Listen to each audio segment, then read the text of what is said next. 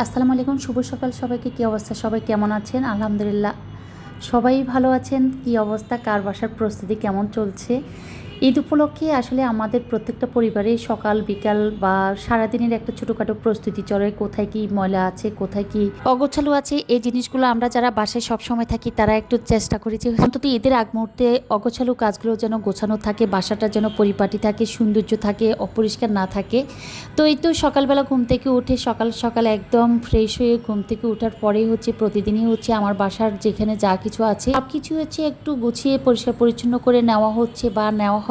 তো এদিকে হচ্ছে সহেল হচ্ছে সবগুলো জিনিসপত্র শোপিসগুলো আজকে আবার নতুন করে নামিয়ে সব কিছু হচ্ছে এক এক করে গুছিয়ে নিচ্ছে। আমিও ওকে কাজে হেল্প করেছি, ও একা করেনি, আমিও হচ্ছে মুছে মুছে দিয়েছিলাম, ও জাস্ট হচ্ছে আবার নিয়ে নিয়ে রেখেছিল। এদিকে হচ্ছে আজকে আর রান্না করছি না। আসলে ঈদের আগ মুহূর্তগুলো এমন হয় বাসায় তেমন একটা থাকা পড়ে না, যে 9টা কি 10টার পরে শপিং করার জন্য হচ্ছে বাসায় আর থাকা পড়ে না। 9টা কি 10টার পরে হচ্ছে বাসা থেকে বের হয়ে যায়। এগুলো প্রতি রোজারই দাঁড় কোরবানি সবসময় এমনই হয়। আজও সেম হচ্ছিল, আমি সব কিছু ওদেরকে গুছিয়ে দিয়ে একদম রান্নার করাটাও ওদেরকে গুছিয়ে দিয়ে হচ্ছে বাসা থেকে বের হয়ে যাব।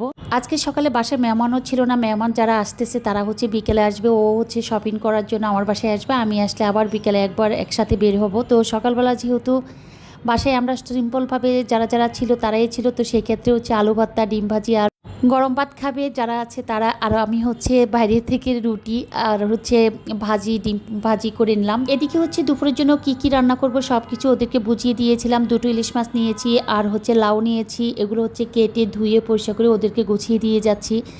আজকে নুপুর রান্না করবে, তো আমি ওদেরকে মোবাইলটাও রেখে দিয়ে যাব, যে ওরা যদি পারে ভিডিওটা নিবে। তো আমি হচ্ছে ওদেরকে বলতেছিলাম যে আমি যেভাবে যেভাবে ভিডিও ধারণ করি তোমরা যদি পারো সেভাবে করবা, আর নয়তো না। তো আসলে ওরা হচ্ছে কি আমার ভিডিওগুলো ধারণ করা দেখে ওরা বুঝে যে আমি কিভাবে ভিডিওগুলো করি, বা যতটুকু পারে দেখা যাক ওরা কী করেছে সামনের দিকে শেয়ার করছি। এদিকে হচ্ছে আমি যখন বাসায় ছিলাম না তখন এরা ভিডিও ধারণ করেছিল, তো ভিডিওগুলো আমি শেয়ার করছি, ওদের করা ধারণকৃত ভিডিও। জাস্ট ইলিশ মাছ, লাউ, তারপরে হচ্ছে আলু, টমেটো, কাঁচামরিচ সব কিছু হচ্ছে ওদেরকে কেটে গুছিয়ে দিয়ে দেন হচ্ছে আমি বের হয়ে গিয়েছি। জাস্ট এখন হচ্ছে যে ভিডিওটা আমি আপনাদের সাথে শেয়ার করছি এটা হচ্ছে আমাদেরই বাসায় থাকা নূপুর আর জেসমিনের ভিডিও। তো ওদেরকে বলেছি যে যদি রান্নার ভিডিও করতে পারো তাহলে তোমাদেরকে আমি পেজ ওপেন করে দিব এবং ব্লগ করা শিখিয়ে দেবো, এবং একটা সময় তোমরাও ব্লগ করতে পারবা। তো এই তো ওরা, আমি যখন ছিলাম না তখন ওরা ভিডিওগুলো ধারণ করে রেখেছিল। আপনাদের কাছে কার কেমন লাগছে যে ওরা যে ভিডিওটা করেছিল আদৌ ঠিক হয়েছে কিনা? আমি তো মনে করি যে আমার চেয়ে সুন্দর করে ওরা ভিডিও ধারণ করেছে, যেহেতু আমি তো অনেক আগে থেকে ভিডিওটা তৈরি করি বা ধারণ করি বা ধরি বা কিভাবে ভিডিওটা নিলে সুন্দর হবে।